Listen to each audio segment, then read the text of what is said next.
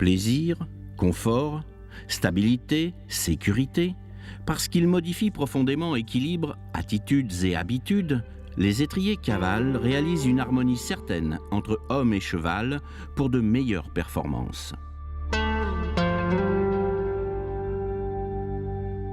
Pour être avec son cheval, le cavalier doit en permanence s'ajuster au mouvement de ce dernier, sans pour autant le perturber. Mouvement dont l'origine découle directement du profil des terrains traversés. Nous allons voir comment l'étrier cavale avec son plancher intégral nous permet d'accompagner au mieux ces mouvements. Auparavant, nous aborderons au travers de quelques fondamentaux de la physique la relation de notre corps à la gravité et son interaction dans notre équilibre, les points d'appui et les postures qui en découlent. Enfin, nous comparerons les étriers classiques et les étriers cavales et observerons leur incidence sur la performance.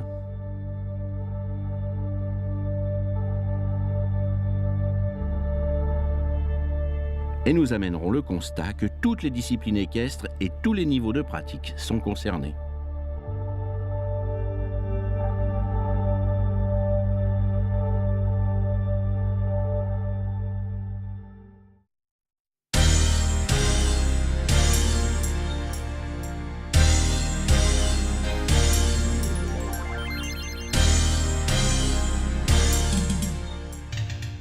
Nous sommes soumis, cheval et cavalier, à la force de la gravité qui nous attire vers le centre de la Terre. Le sol nous offre une résistance à partir de laquelle nous nous redressons. C'est donc depuis nos appuis que nous nous érigeons et que nous nous mettons en mouvement. La posture s'organise par l'alignement des 3 volumes osseux autour d'un axe vertical, tête, cage thoracique et bassin, qui sont reliés par la colonne vertébrale. Celle-ci n'est pas rectiligne, elle présente des courbures physiologiques très importantes pour sa souplesse et sa solidité. Se tenir droit, c'est donc empiler nos volumes et non pas mettre la colonne droite, ce qui aurait pour effet de nous rendre rigides et d'empêcher le mouvement.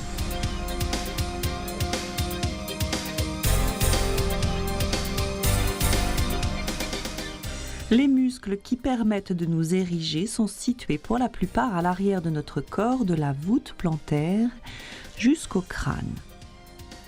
Quand le talon n'est pas en appui, les muscles postérieurs se contractent pour éviter la chute, ce qui nous rigidifie.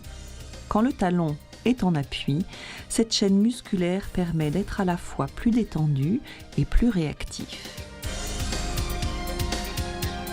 Le cheval est très sensible à l'état de contraction de cette musculature. C'est grâce en partie à cette activité tonique que le cavalier dialogue avec lui.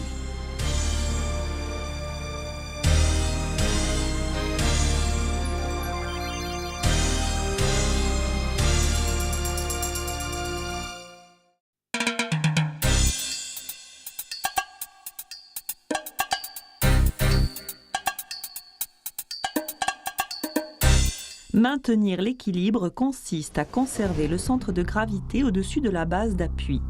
Si la projection du centre de gravité sort de cette surface, le corps est en déséquilibre. Plus la base d'appui est large, plus le corps est stable et l'équilibration facilitée.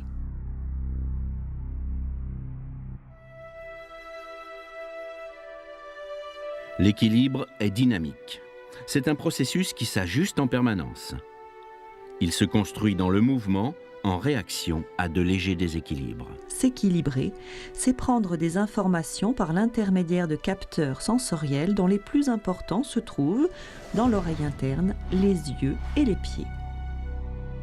Nous nous équilibrons donc principalement avec notre tête et nos pieds. La tête fonctionne dans la régulation de l'équilibre comme une plateforme sensorielle que l'on stabilise dans le mouvement pendant que le corps bouge. On peut d'ailleurs observer les pertes d'équilibre d'un cavalier à la perte de l'horizontalité de son regard. Le pied, lui, a un rôle dans la régulation de l'équilibre à 2 niveaux, mécanique et nerveux. Sur le plan mécanique, le poids du corps arrive au niveau du talon entre 50 et 70% en fonction de l'activité. La force du poids se redistribue dans l'ensemble du pied depuis l'appui du talon. Sur le plan nerveux, le pied est une véritable rétine tactile. Avec ses nombreux capteurs sensoriels présents dans les muscles, les articulations et la peau, le pied donne une grande quantité d'informations. Les capteurs de pression ne fournissent des informations que si le pied est en contact. L'appui intégral accélère la vitesse de réaction à un déséquilibre. Construite depuis 3 points d'appui dont le talon, la voûte plantaire donne au pied sa souplesse et sa résistance. Cela favorise le retour veineux, particulièrement intéressant pour les efforts de longue durée, comme l'endurance, où des problèmes de fourmillement sont souvent rencontrés.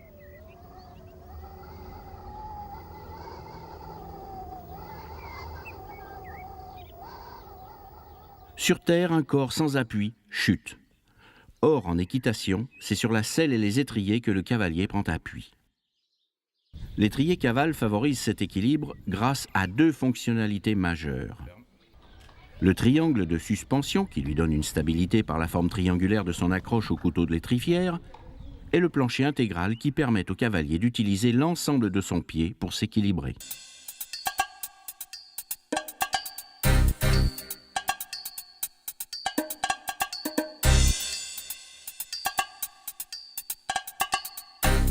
C'est le corps du cavalier qui amortit les mouvements du cheval. Et l'amorti ne peut être réellement efficace que si la musculature reste souple. Sur un étrier classique, la musculature postérieure freine la descente. Le talon qui n'a pas d'appui est retenu par cette musculature. Le relâchement est donc difficile à obtenir. Et cette retenue entrave le fonctionnement de la cheville.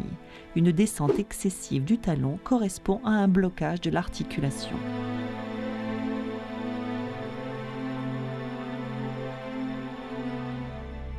Observons l'amorti de cette cavalière avec les étriers cavales. La flexion de la cheville se fait dans un relâchement musculaire qui favorise l'économie. La cheville fléchit, ce que l'on observe par l'avancée du genou.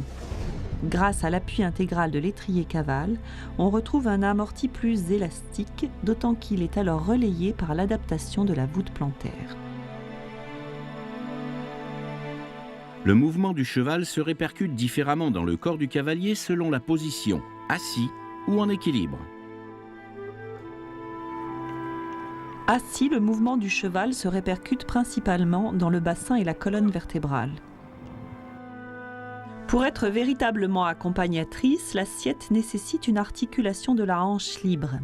Une articulation qui laisse passer le mouvement du bassin et permet en même temps à la jambe de rester stable. Or, l'appui intégral favorise la détente de la hanche et le plancher de l'étrier devient alors un repère sensitif. L'assiette est juste quand le pied reste au contact du plancher tranquillement.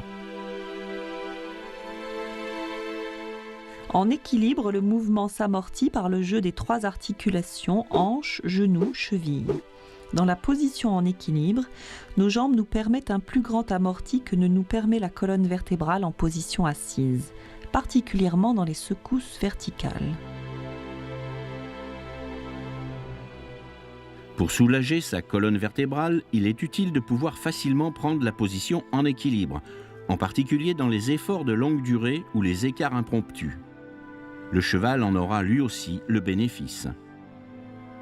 Des études récentes ont montré que la performance des chevaux est optimisée par la position en équilibre. Augmentation de l'amplitude des allures, de la cadence, de la régularité et optimisation de la ventilation.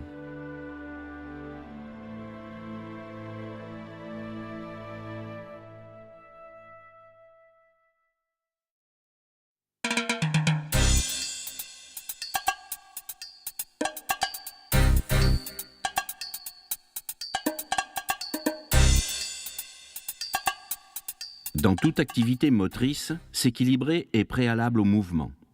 En équitation, l'équilibre conditionne d'une part la technique équestre, mais aussi la qualité de la communication.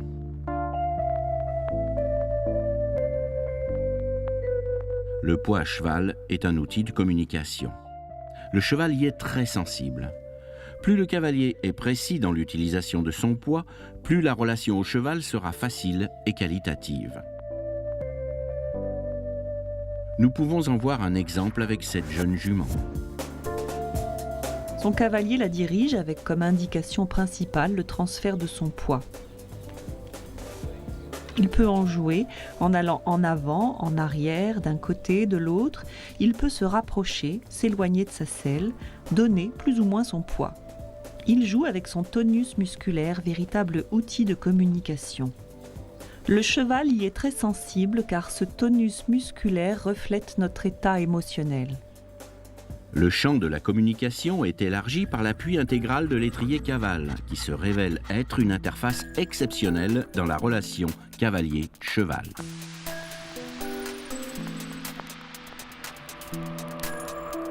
Observons maintenant le point si important dans les disciplines équestres qu'est l'équilibre longitudinal du cheval, c'est-à-dire sa capacité à se redresser depuis ses postérieurs. Ce contrôle par le cavalier est grandement facilité par l'appui intégral. L'étrier cavale lui permet de réguler très précisément son propre équilibre et de ce fait celui de son cheval.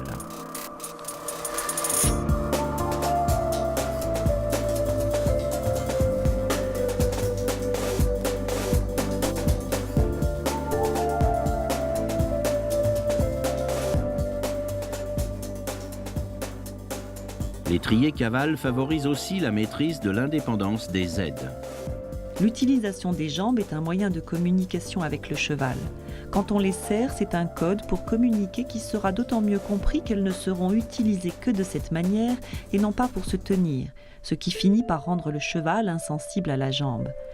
L'utilisation de la main est juste quand le bras reste libre de jouer dans toutes ses articulations et se maintient dans la continuité de la bouche du cheval. Tout cela reste possible grâce au maintien de l'axe central.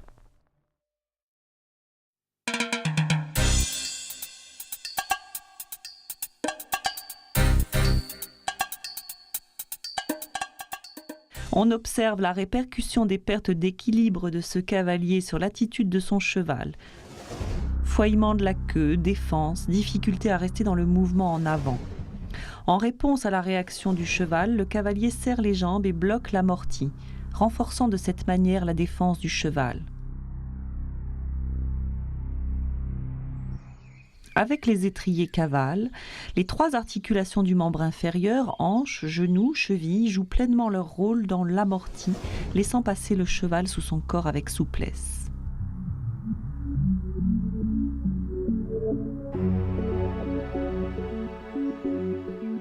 Nous pouvons voir sur cette cavalière la répercussion de son appui plantaire sur son axe central. Sa manière d'aborder la descente est différente. Avec les étriers classiques, elle retient la descente. Son regard est sur son cheval. Avec les étriers cavale, elle va dans la descente. Et son regard se porte dans la direction où elle va. Si maintenant nous observons l'action de ses mains, nous pouvons voir qu'elles reviennent vers elle avec les étriers classiques, alors qu'elles vont vers la bouche de son cheval avec les étriers cavale. Notons aussi l'efficacité de son amorti.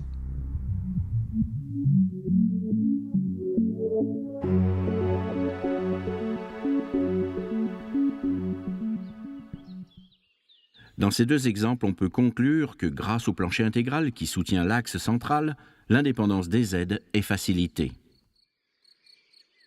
Voyons maintenant deux sauts sur le même obstacle.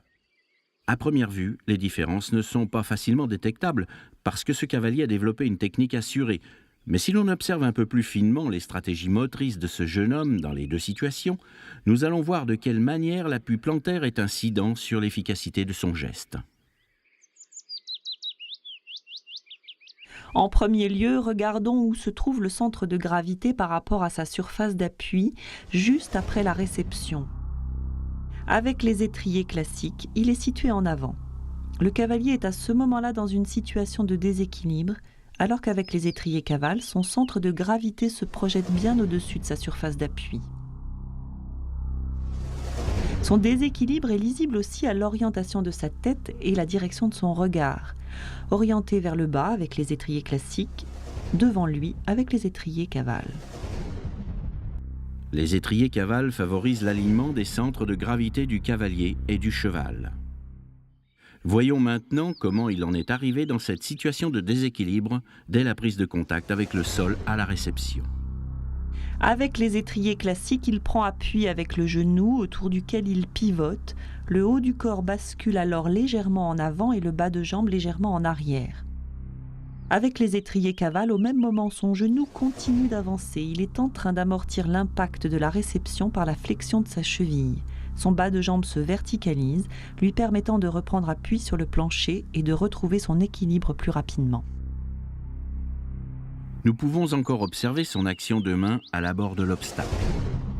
Avec les étriers classiques, son corps avance et ses mains reviennent vers lui. La ligne entre son coude et la bouche du cheval est brisée, alors qu'avec les étriers cavale, son bras est soutenu, sa main est dans la direction de la bouche du cheval et la ligne entre le coude et la bouche est continue.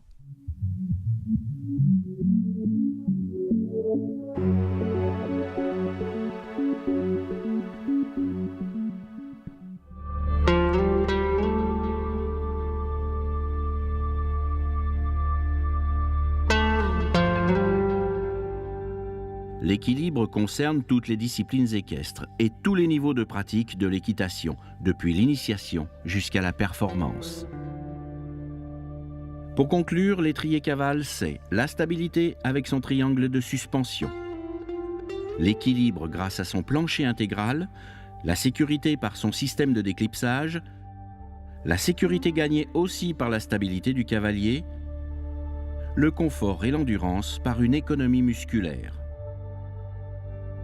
L'étrier cavale répond à une double attente, d'abord comme un véritable outil de pédagogie et ensuite un fantastique accélérateur de performance.